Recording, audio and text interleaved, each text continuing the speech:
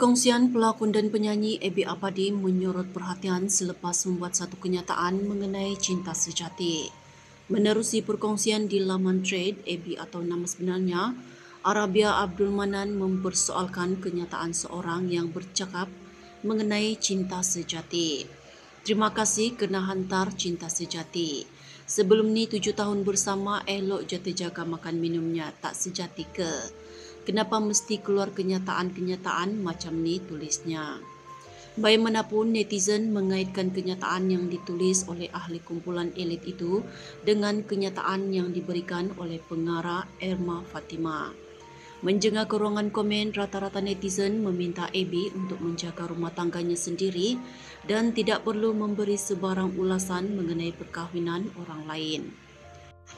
Pengarah dan penerbit Irma Fatimah tidak dapat menahan sebab apabila menyaksikan pasangan pengantin baru Fatah Amin dan Amira Othman meraihkan cinta mereka di majlis resepsi ketiga yang berlangsung meriah di Melawati Convention Center Kuala Lumpur pada malam Ahad lalu.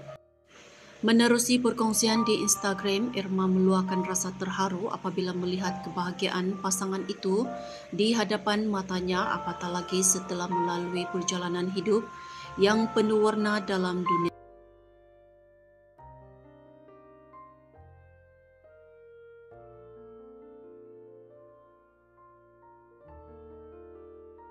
Kita bersyukur, yang penting semua orang happy. Walaupun baru beberapa minggu tapi ramai dah yang mula mendoakan untuk ialah dapat cahaya mata dan sebagainya kan. Korang sendiri dia baca kan. Jadi mungkin apa yang boleh dikatakan sikit? Kami nak cakap macam tu.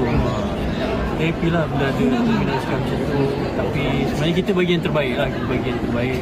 Sebab wedding ni adalah kita bagi balik lah kepada keluarga yang datang macam hari ni di KL. Kita menyambut keluarga Amira dari PDJP di KL. Amira, sahabat handai, meraihkan mereka. Jadi kalau orang happy kan, sampai cakap kita bersyukur, yang penting semua orang happy. Walaupun baru beberapa minggu tapi ramai dah yang mula mendoakan untuk ialah dapat cahaya mata dan sebagainya kan. Korang sendiri dia baca kan. Jadi mungkin apa yang boleh dikatakan sikit? Kita aminkan. Kita aminkan, serahkan pada Allah. Soal jodoh rezeki ni semua kita sahabat Allah. Dan sampai masanya ada. Macam sebelum ni lah kita pernah cakap, kita doakan supaya orang dapat hidayah, orang berubah kan, jadi orang yang baik-baik juga kan. Happy lah atas happiness orang lain kan. Kalau saya pun tak pasti yang mana mereka ucap sebab kami memang to be honest, kalau social media yang itu negatif tu kita pun tak nak tengok lah kan. Kita pun tak tengok. Sebab kita pun rasa itu adalah sesuatu, betul lah, itu pendapat mereka lah kan. Kita nak postkan ke semua orang, kita tak mampu kan. Tapi yang penting kita tak berbuat jahat dengan orang, kita tak dengki orang, malah kita mendoakan mudah-mudahan yang tak happy tu dia akan happy kan. Jadi Allah pun bagi dia happy, sebab dia happy untuk orang kan. So kita tak berapa bother lah, sebab kita pun nak hidup dengan aman dan damai. Bermakna kamu berdua tidak terjejas langsung pun dengan kata-kata orang itu, maksudnya kan? Kita tak baca. Hidup kita bukan busy depressed manusia lah kan. Kita pun ada urusan lain.